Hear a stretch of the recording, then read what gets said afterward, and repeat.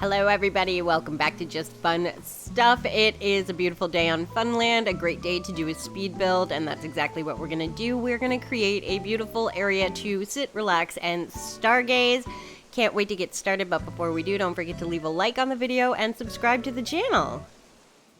Getting right into it without hesitation, you can see we are digging out an area because what I wanted to do is kind of create almost like a, well, not almost, it really will be part of a sunken waterfall as the first part. Now this is going to be a stargazing area, but I wanted it kind of in levels or tiers, if you will, starting with the very bottom being a little pond type area, and then moving up a layer and moving up a layer and creating a spot to sit at the top where you can sit and watch some stars. So right now we're just shaping out the area. I was fortunate enough, I'm still trying to collect all the new DIYs. There's so many and they're all so good and there's so many new things to use, but I was lucky enough to get some of the pillars and the arches with the vines on them.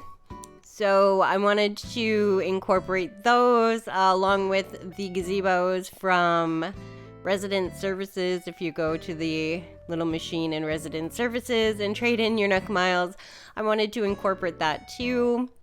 I also wanted to use the time of year in doing this build because I try to keep it seasonal. I mean, not always. There are some builds I've done. I just did a beachfront, which isn't very wintry, but back to this one, I wanted to keep everything in the white tone. So not only is it white for winter, but it's white for the stargazing, and it's very serene and very pretty and very tranquil, and that's what I was going for. So right now it's a lot of customizing the pieces, I wanted to use a lot of these star DIYs as well, as many as I could, to place around the stargazing areas. So she crafted a bunch of the Nova Stars as well. There's some of the broken pillars. Now I don't have the full pillars yet. I can't wait to get that DIY. I really want the decayed tree as well.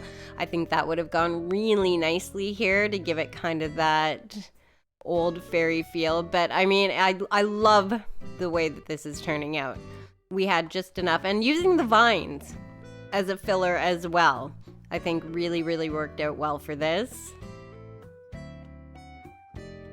Now comes the fun task of figuring out how to do it all. Oh, and look, Sahara's up there selling rugs right where we're trying to build. Now closing it in, and the first layer is kind of complete. So we're just adding some of the water to make it that sunken waterfall, stopping for a balloon because Poppy always stops for balloons. And now back to the daunting task of adding more land.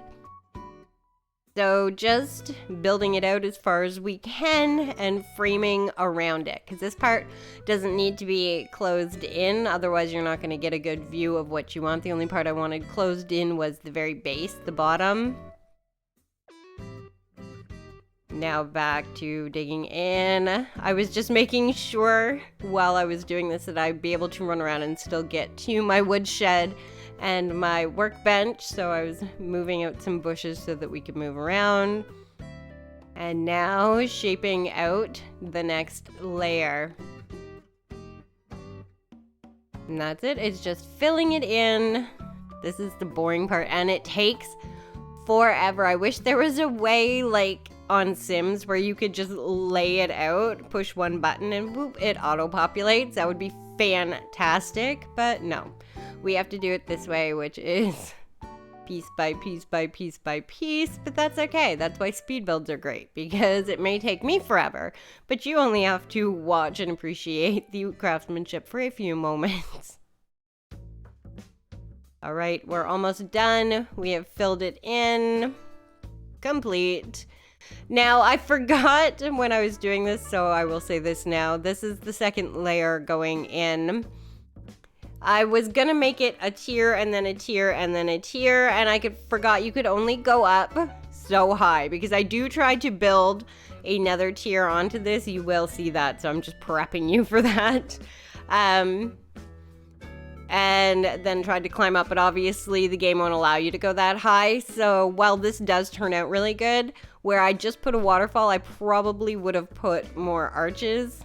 And I might change it up eventually, but it turned out beautifully anyway, the way that we did it. You'll see the end product, and I think it looks really, really good. But eventually, I originally was going to do the bottom layer, then where that back waterfall was a second layer, and then the third layer.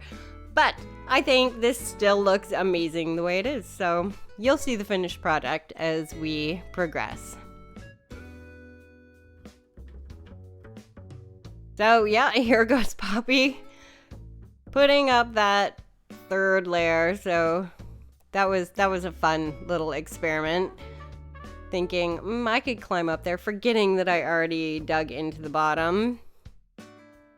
Didn't quite work out the way I planned, so she takes all the time, fills all this in, and then takes the time to knock it back out. That's okay. That's all fun of the game. It's called Live and Learn. Taking a look. Oh, yeah, let's make it bigger so that we can take down more. Again, life lessons. See, that would have been the second tier I was going for, but I forgot that I had already dug down, which would have been the first. Getting all of our stuff to decorate and still continue. We're going to use everything that we're making, so the only funny part of this entire thing is that third level, which does make it look amazing. If you could go up to that third level, oh, game changer. The things we could create. However, we can't. Right now, she's just emptying out pockets was part of the reason that we actually put those shrubs down, and then they wound up looking really cute, so left them there. Making star clocks. Lots of these star clocks to go with the Nova Stars. I did all the Nova Stars in white, and I left the star clocks in the yellow just to change up the color a little bit. And I like using these star clocks because of the size difference. The Nova Star is so big, then you have the star clock, which is the size smaller, so I like that contrast. And if you want to go one step further, obviously take star fragments and throw those around. That would look just as awesome. And then you have the 3 layers of shape, and that would be fantastic. I don't know why I didn't do that. I just thought of that now while I'm rewatching this and voicing over it. Now we're grabbing some trees, eating some coconuts, because you gotta have trees. This was our backup plan.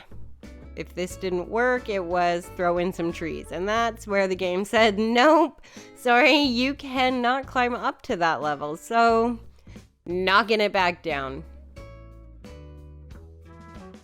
Again, life lessons. And we're okay with that. It still ends up looking really, really, really good. I'm super happy with the way it turned out. But it made me rethink my design. Like I said, those 2 arches should have been down a level, but it wound up looking really, really nice with that gazebo there. So I was super happy with that. Putting up a few more pillars, throwing some of the Nova Stars around, and this is where we put the trees, and that really filled up some of that space without having to knock it down. And it also creates an area where you can actually sit and stargaze and read and relax, and I love that. I love how peaceful this area looks. I mean, there's a lot going on around it, and there's no rhyme or reason to this island. Obviously, some people have a theme that they've stuck with the entire way through.